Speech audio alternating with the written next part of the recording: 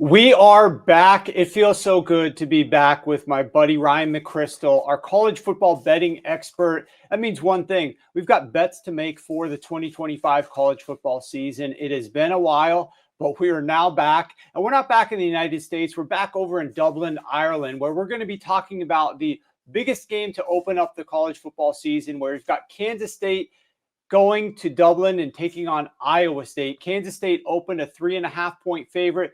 It's not down to 3 at most spots, but there's still a little bit of 3.5 juiced at some spots. But Ryan, what is your take on this big game? First of all, welcome you back into the fold here. I assume that you're super excited like I am for college football. This is your bread and butter. You join us. Last people saw you on the show was when we were talking about the 2025 mock drafts and everything that you put into, the 2025 NFL draft.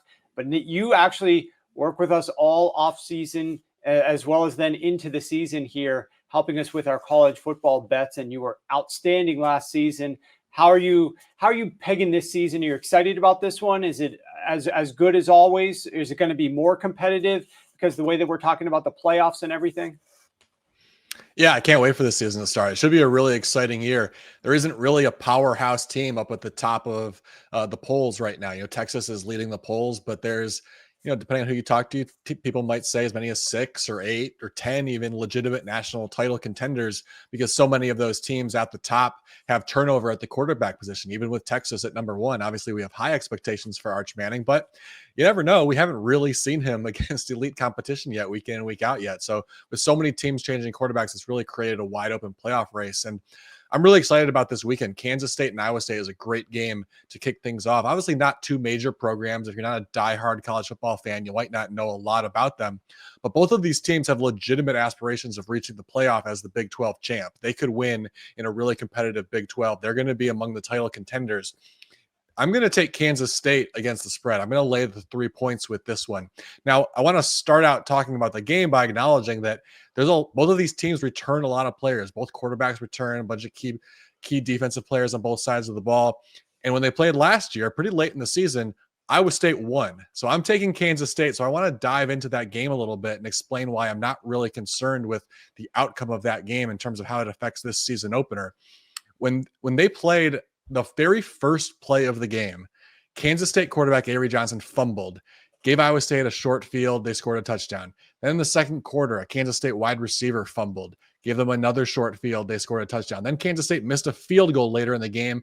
Then they took a safety on an intentional grounding penalty. That's potentially adds up to a 19-point swing right there on just some bad plays by Kansas State. Now, you could say, well, that sounds like an undisciplined team. Why wouldn't we just expect more of that from this year? But Chris Kleiman, Kansas State's head coach, has been there for a while now, and he's really established a culture of playing solid, predictable, disciplined football. They did have a couple games like this last year where they made some undisciplined, uncharacteristic mistakes, and it cost them. But there was a unique combination of factors that led to that, I think. Number one, Avery Johnson, super talented quarterback, but he was a redshirt freshman last year. Redshirt freshmen are going to make some mistakes, especially when they're paired with an unqualified offensive coordinator.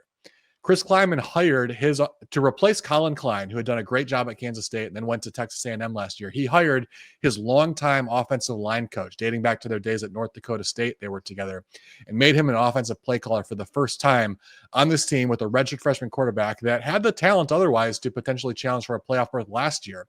It was a bad mix. The offense sputtered. It was inconsistent at times last year. Some of that is, a young quarterback, but don't pair your young quarterback with an inexperienced play caller. That's a bad matchup. So that's why they had a couple of games like this, I think. Connor Riley's out. He's now the Dallas Cowboys offensive line coach. They brought in a very experienced play caller, Matt Wells, former head coach at Texas Tech, and had a ton of success at Utah State before that. Worked with Jordan Love at Utah State. Well-trusted play caller to now work with Avery Johnson, who's had a year under his belt to get more established. I think we're going to see Kansas State get back to that disciplined, mistake-free football that they have been known to play under Chris Kleiman. So I see that offense getting a lot better this year. Now, on the flip side, although Iowa State does have Rocco Beck, their quarterback, returning, they've got a bunch of offensive linemen returning. It's a relatively experienced group overall. However, They did lose to their top two receivers, Jalen Noel and Jaden Higgins, to the NFL. Those guys were early draft picks, high expectations for them in the NFL to hopefully have good rookie years. Now, Iowa State doesn't just produce offensive weapons year after year. They've had a little bit of success in recent years, but this is not a program that just churns over talent. They had to go into the portal and try to get some guys to try to piece together a talented offense. And but this type of program, you can't replace guys like Noel and Higgins. Those types of guys are not just flocking to Iowa State. It doesn't happen. So one of the guys that they brought in, Chase Sowell from East Carolina, he's the big outside receiver. He's going to be the Jaden Higgins in this offense. Higgins was fantastic last year and a perfect fit for a game manager type quarterback like Rocco Becht. Higgins had a 4% drop rate last season. That's the type of guy you need when you've got a game manager type quarterback, a guy who can just go get the ball and make plays for you. Chase Sowell last year at East Carolina had a 20% drop rate. That's a huge red flag. That is, you're on the verge of getting benched with a 20% drop rate. But they had to go out and get some kind of playmaker, and it's hard to find guys to come to Kansas State. They don't have the money to go out and pay for the high-end recruits. So they have to try to, sort through and find some sleepers, which they hope they have. But you're not going to replace guys like Higgins and Noel. So I think these two offenses are going in opposite directions this year. So in this matchup, I think Kansas State gets revenge from last year's game, and I'm going to lay the points with Kansas State in Ireland. All right, there we go. The first bet of the season for Ryan McCrystal. Reminder, we're going to be joined by Ryan McCrystal throughout the course of the season during our Friday shows where we're going to be getting some of his best bets. But we've also got a special series that's going to be dropping on this YouTube channel where we're going to go conference by conference, talking about some of his favorite futures bets to make. In addition, some of his favorite long shot bets to make as well. So make sure that you guys are subscribed over at Sharp Football Analysis for all the great content that's coming your way over the coming days with Ryan McCrystal talking about college football. We're so happy it's back. We're so happy to be joined by Ryan. We'll see you soon.